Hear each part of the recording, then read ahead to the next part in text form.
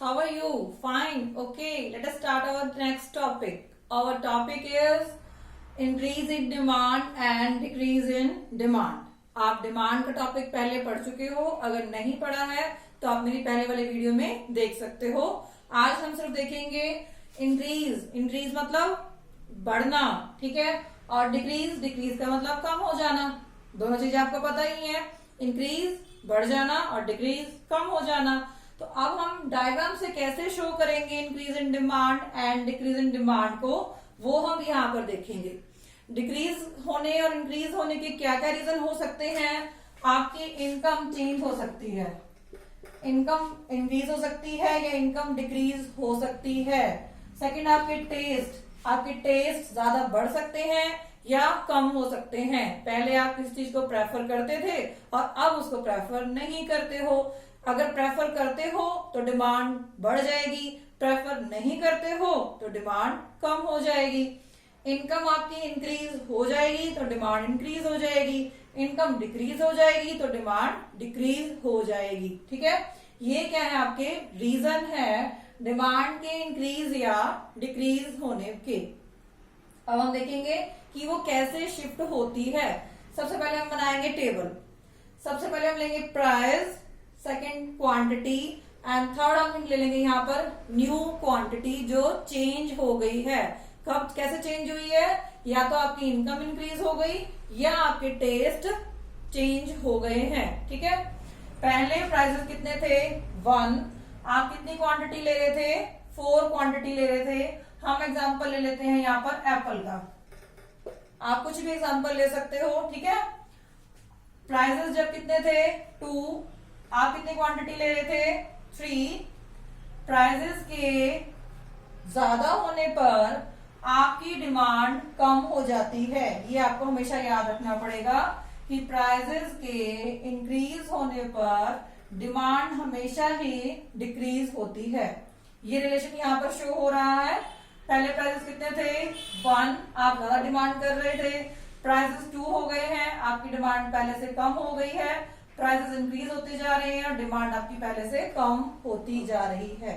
ठीक है, अब इंक्रीज का क्या डिमांड होगा। अगर आपकी इनकम बढ़ जाती है तो क्या करोगे, आप पहले से ज्यादा क्वांटिटी आप परचेज करोगे।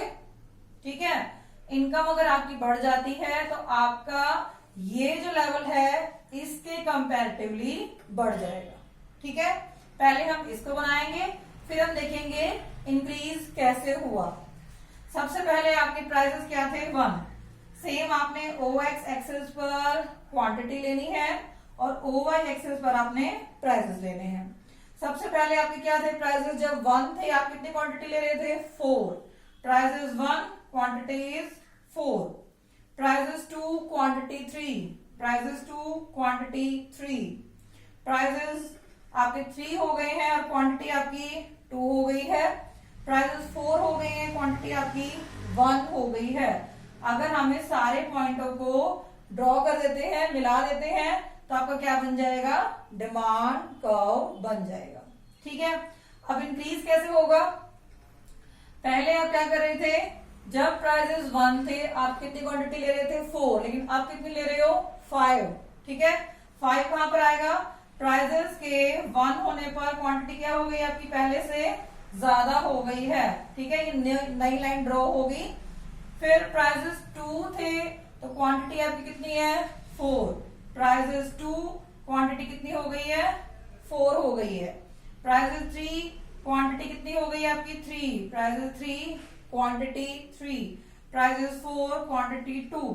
ठीक है, अगर आप इन पॉइंटों को मिलाओगे तो ये D1 क्या हो जाएगा, न्यू डिमांड कर्व बन जाएगा, जो क्या शो कर रहा है, आपकी डिमांड में क्या हो गई है, इंक्रीज हो गई है, इंक्रीज इन डिमांड हो गई है। ठीक है, क्लियर। आगे चलते हैं हम डिक्रीज इन डिमांड पर। डिक्रीज का मतलब क्या होता है, कमी हो जाना।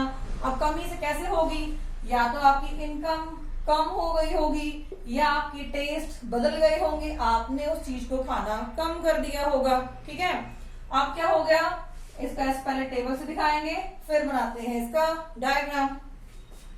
टेबल में क्या लेना है, सबसे पहले प्राइस लेने हैं, फिर आपने लेनी है क्वांटिटी। पहले प्राइसेस कितने थे 1, आपकी क्वांटिटी कितनी थी 5। आप फिर इसको साथ साथ पहले इसमें समझते हैं, फिर हम डायग्राम पे चलते हैं। प्राइसेस इंक्रीज होते जा रहे हैं, प्राइसेस 2 हो गए हैं।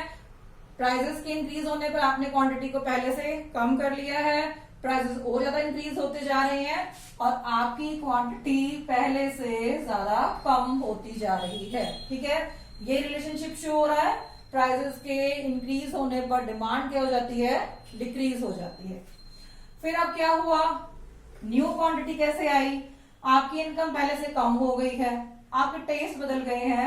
यहां हम ले रहे हैं एप्पल, और पहले आपको ज्यादा एप्पल खाने पसंद थे और अब आपको कम एप्पल खाने पसंद है। तो आप क्या कर रहे हो, यहाँ पर पहले 5 एप्पल ले रहे थे, आप कितने ले रहे हो 4 ले रहे हो। 4 क्यों ले रहे हो, आपके टेस्ट चेंज हो गए हैं, आपकी इनकम का लेवल चेंज हो जाने के कारण। अब आप हम यहाँ डायग्राम पे आएंगे। आपने सेम OX एक्सिस पर क्या लेनी है, क्वांटिटी लेनी है, OY एक्सिस पर क्या लेने हैं, प्राइसेस लेने हैं। जब प्राइसेस 1 थे तो क्वांटिटी कितनी थी 5, प्राइसेस 1 क्वांटिटी 5। ठीक है, अब प्राइसेस 2 क्वांटिटी 4। अब इसको हम यहां पर ड्रॉ कर लेंगे, फिर हम क्या करेंगे, न्यू बनाएंगे। न्यू का क्या बनाएंगे कि प्राइसेस के सेम रहने पर आपकी डिमांड क्या हो गई, पहले से कम हो गई है।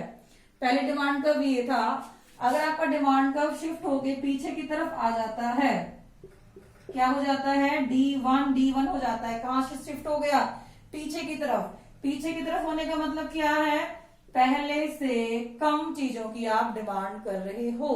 क्या रीजन है, इनकम एंड टेस्ट। ठीक है, तो डिमांड कर्व का इस डिमांड कर्व से पीछे की तरफ मूव कर जाना क्या हो जाता है, डिक्रीज इन डिमांड। इस डिमांड कर्व से आगे की तरफ मूव हो जाना क्या कहलाता है, आपका इंक्रीज इन डिमांड कर्व कहलाता है। ठीक है, आई होप आपको ये टॉपिक समझ में आ गया होगा।